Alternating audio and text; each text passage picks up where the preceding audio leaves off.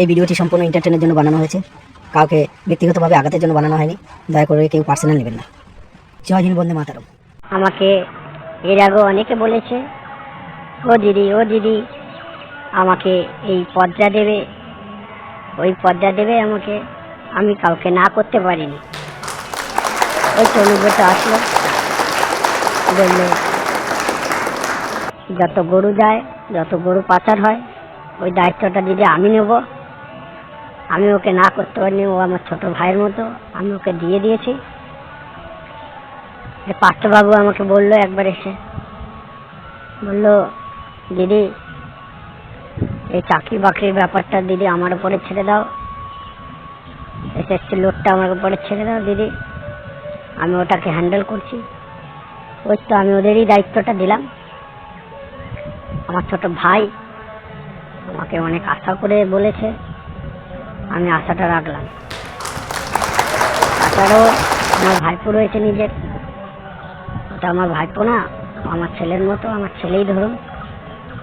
তোমরা অনেক সাপোর্ট করেছো আমার ছেলেকে, অনেক ভালোবাসা দিয়েছো। ও কিন্তু কম লোড করেনি, ও অনেক লোড করেছে। ভাইপো একটা 5 কোটি টাকা দিয়ে ঝাড়বাতি লাগিয়েছে ঘরে, সেটা আবার লোকের নজর পড়ে গেছে। বলুন তো, আমার ভাইপো লাগাবে না কে লাগাবে বলুন তো? আমার ভাইপোর আরো ইচ্ছে রয়েছিল, ইচ্ছে ছিল আমার ভাইপো সোনা দিয়ে মুড়িয়ে একটা ঘর করতে, ঘর মানে বাংলো করতে চেয়েছিল। আমারও অনেক ইচ্ছে ছিল আমার ভাইপো করুক, মানে আমার ছেলে করুক।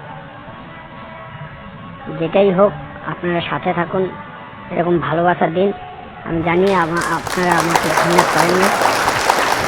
আমি যত অন্যায় করি না কেন, নিজের দিদিকে সবাই দিদিই ভাবে।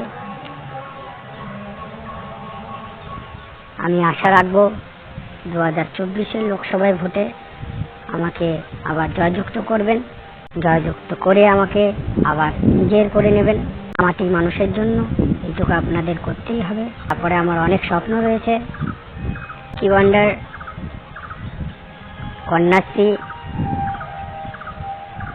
কর্মখালী, এগুলো সব বন্ধ করে দিয়ে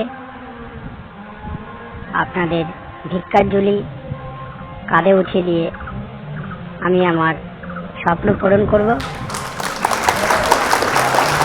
আর একটা স্বপ্ন রয়েছে, আমি গ্রামে গিয়ে। ভিডিওটি ভালো লাগলে লাইক, কমেন্ট, শেয়ার করবেন ও সাবস্ক্রাইব করে পাশের বেল আইকনটি প্রেস করবেন আর আমাদের পাশে থাকবেন। নমস্কার।